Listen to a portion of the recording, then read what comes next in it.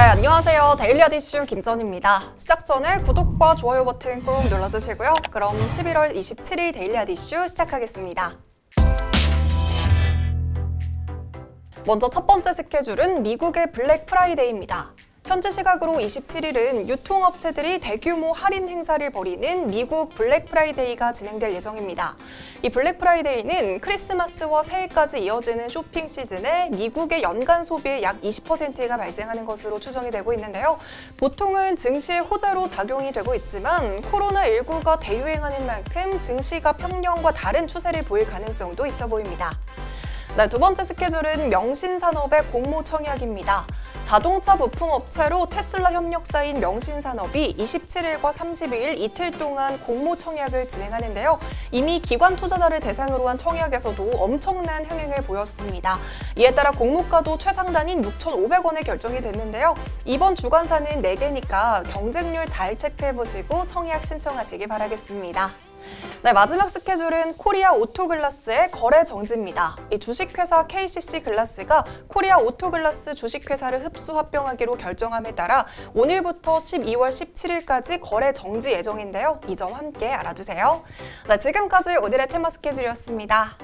오늘 국내 증시는 코스피가 약보합권에서 출발하면서 2620선에서 등락을 거듭했습니다. 오늘은 양지수 모두 개인의 매수세가 강하게 나타냈는데요. 자세한 장마감 지수는 화면으로 살펴보시죠.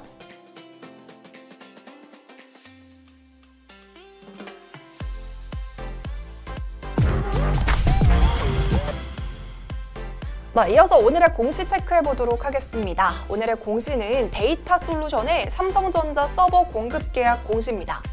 데이터솔루션이 삼성전자를 대상으로 165억 원 규모의 서버와 물품 공급 계약을 체결했다고 공시를 발표했습니다. 데이터솔루션은 데이터와 인프라, 서비스 등 이 사업 분야를 영위하고 있는 데이터 전문 기업으로 정부가 디지털을 중심으로 한국판 뉴딜을 추진하겠다는 계획에 많은 주목을 받았던 종목이기도 합니다. 삼성전자와의 이번 계약은 지난해 매출액 대비 16.29%에 해당하는 규모로 계약 기간은 내년 1월 6일까지인데요. 이 소식이 호재로 작용하면서 오늘 장중에 20%대의 강세를 보이기도 했습니다. 이어서 오늘 주식시장을 들썩이게 한 오늘의 특징주 살펴보겠습니다. 먼저 첫 번째 특징주는 아스트라제네카 관련주입니다. 이 아스트라제네카의 관련주가 무더기로 하락세를 나타내고 있습니다. 아스트라제네카의 코로나19 백신을 둘러싸고 효능 논란이 불거졌기 때문인데요. 간밤 아스트라제네카는 코로나19 백신에 대해 추가로 글로벌 임상시험을 진행할 계획이라고 밝혔습니다. 백신의 신뢰성에 의문이 제기되면서 이 백신의 면역 효과가 90%에 달하는 저용량 투약 방식에 대한 추가 연구를 진행하겠다는 겁니다. 아스트라제네카와 옥스퍼드 대학교에서는 지난 23일 자사 백신 후보 물질의 3상 임상시험 초기 데이터를 분석한 결과 평균 면역 효과가 70%로 나타났다고 발표한 바 있었죠.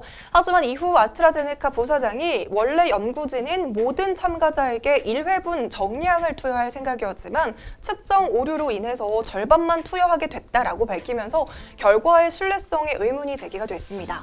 더불어서 첫 투약에서 1회분의 절반을 맞은 참가자들은 모두 55세 이하로 고령층이 없었다는 점도 뒤늦게 드러나면서 논란은 더욱 커지고 있습니다.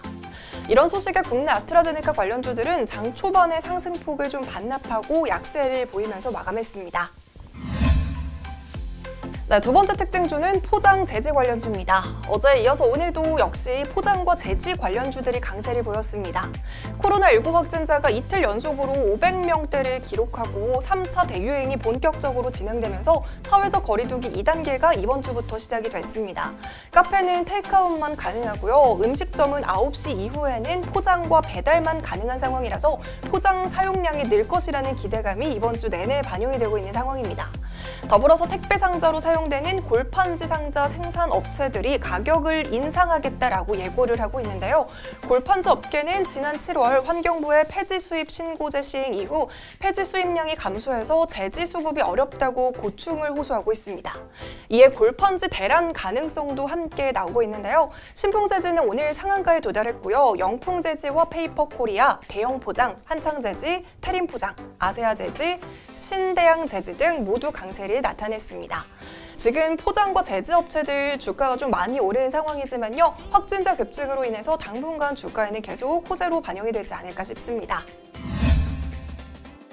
네, 세 번째 특징주는 LNF입니다. 2차 전지 시장에 대한 기대감에 LNF가 급등세를 보이고 있습니다. LNF는 2차 전지 양극화 물질 제조업체로 2차 전지 수혜주로 부각이 되면서 올해 하반기부터 주가가 급등세를 보이기 시작한 종목입니다. 양극화 물질을 통해 스마트 기기와 에너지 저장 장치 등을 만들고 있고요. 최근 2차 전지 시장 성장세와 함께 사업을 키우고 있습니다. 지난 13일에는 2,100억 원을 들여서 전기차용 2차 전지 양극화 물질 수요 대응을 위한 생산 능력 증설에 나선다고 공시를 했는데요. 그 규모만 해도 자기 자본 대비 159%에 달하고 있습니다. 또한 지난 17일에는 LNF가 2023년까지 2,500억 원을 투자해서 대구 국가산업단지 내에 부지 7,977평에 네 번째 양극재 제조 공장을 건립한다고 밝혔습니다. 지역 제조기업 단독으로는 역대 최대 규모인데요. 대구에서 총 8만 톤의 대량 생산 체제를 확보하게 됐습니다. 이처럼 LNF의 2차 전지 사업 확장 움직임에 오늘 주가는 50일주 신고가에 도달하면서 5만 400원의 고가를 찍기도 했습니다. 네 번째 특징주는 MS오토텍입니다. MS오토텍이 자회사 명신산업의 공모 흥행 가능성이 높아지면서 강세를 보이고 있습니다. 명신산업은 12월 7일에 신규 상장 예정인 기업으로 부품을 공급하는 업체라는 점이 부각이 되고 있는 기업입니다. 명신산업은 기업 공개를 앞두고 지난 25일에서 26일 진행된 기관 투자자를 대상으로 한 수요 예측에서 1,196대 1의 경쟁률을 기록했는데요. 유가증권 시장 상장 업체 중 역대 최고 경쟁률입니다. 이에 따라 개인 투자자들의 청약 경쟁률도 치열할 것으로 보이는데요. MS오토텍이 명신산업의 최대 주주인 만큼 오늘 그 기대감이 반영이 되면서 장중에 23%가 넘는 강세를 보이기도 했습니다.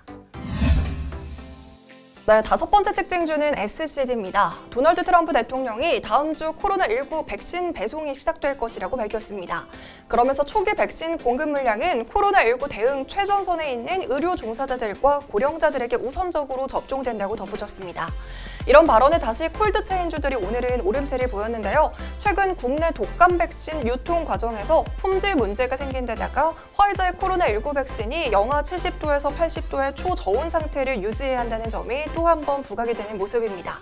종목들을 살펴보면 먼저 SCD는 오늘 상한가까지 도달한 종목인데요. 세계 냉매 밸브 점유율 절반을, 국내 시장 점유율은 98%를 차지하고 있는 기업입니다. 이 밖에도 AD칩스와 일신바이오, 투비소프트, 태경케미컬 모두 강세를 나타냈습니다. 자, 오늘 제가 준비한 소식은 여기까지입니다. 이 영상들 아직 안 보셨다면 함께 시청해주시고요. 여러분 즐거운 주말 보내시고 저희는 다음 주에 뵙겠습니다.